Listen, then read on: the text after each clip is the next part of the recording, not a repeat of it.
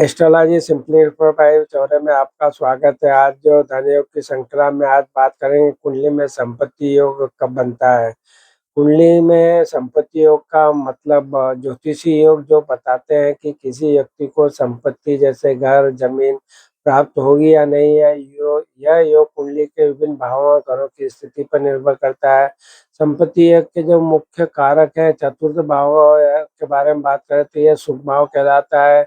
ये भाव घर परिवार अचल संपत्ति से संबंधित है। चतुर्थ भाव का मजबूत होना संपत्ति का संकेत देता है। द्वितीय भाव धन भाव, यह भाव धन और संचय का प्रतिनिधित्व करता है। नवम भाव भाग्य भाव है, ये भाव भाग्य और किस्मत का प्रतिनिधित्व करता है। दसम भाव कर्म भाव, ये भाव कैरियर और उपलब्धियों का प्रतिनिधित्व करता है। घरों की स्थिति के बारे में बात करें, घरों की युति साथ बैठना और दृष्टि एक दूसरे को देखना भी संपत्ति योग में महत्वपूर्ण भूमिका निभाते हैं। कुछ विशिष्ट योगों के बारे में बात करें, कुबेर योग जब दूसरे और 11 भाव के स्वामी अपनी राशि में हो या उच्च राशि में हो तो एक कुबेर योग बनता है।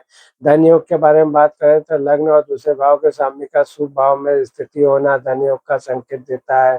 पैतृक संपत्ति योग के बारे में बात कर रहे हैं, कुंडली में कुछ विशेष योग पैतृक संपत्ति मिलने का संकेत देते हैं। संपत्ति योग को कैसे समझे इसके बारे में बात करें तो ज्योतिष के अनुसार कुंडली का विश्लेषण करके संपत्ति योग की संभावनाओं का पता लगाया जा सकता है। विभिन्न भावों घरों की स्थिति के बारे में अध्ययन करके संपत्ति से संबंधित योगों की जानकारी प्राप्त की जा सकती है। ये तो आप ज्योतिष के अनुसार संपत्ति योग के लिए कुछ विशिष्ट उपाय भी आप कर सकते हैं। यदि चतुर्थ भाव में चंद्रमा मजबूत स्थिति में है तो एक अच्छे घर और पारिवारिक सुख का संकेत देता है।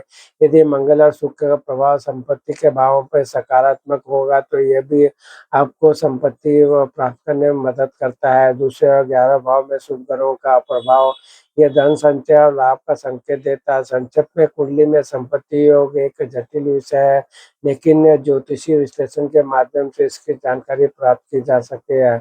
आज जो हमने श्रृंखला चालू की उसमें आज हमने बात की कि कुंडली में संपत्ति योग को कैसे देखते हैं, इसके बारे में जानने का हमने प्रयास किया है। क्योंकि कुंडली का जो चतुर्थ भाव है जिसे शुभ भाव कहते हैं, यहाँ से हम जो है घर परिवार अचल संपत्ति से संबंधित जानकारी प्राप्त करते हैं। और ये चतुर्थ भाव अगर मजबूत स्थिति में है तो ये संपत्ति प्राप्त करने का संकेत देता है। दूसरा भाव जो धन भाव कहलाता है, ये धन का भाव कहलाता है। और नवम भाव जो है उसको देखा भाग्य भाव, दसम भाव कर्म भाव। तो इस तरह से घरों की युति और दृष्टि से जो है संपत्ति योग का निर्माण होता है। तो आप अपनी कुंडली में इसको लगा के देख सकते हैं।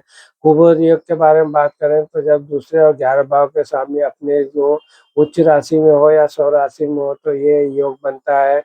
धन योगों के बारे में हमने चर्चा की, पैतृक संपत्ति योग के बारे में हमने चर्चा की। तो इन सबको समझने के लिए आपको कोई अनुभवी ज्योतिष से अपनी जन्मकालीन कुंडली को अध्ययन कराना चाहिए। और जो वो इसका भी संकेत देगा कि जब इनकी दशाएं अंतर दशाएं इन ग्रहों की भावों की चलती है तो आपको ये योग जो है फलीभूत होता है। तो इसकी जानकारी भी आपको प्राप्त होगी।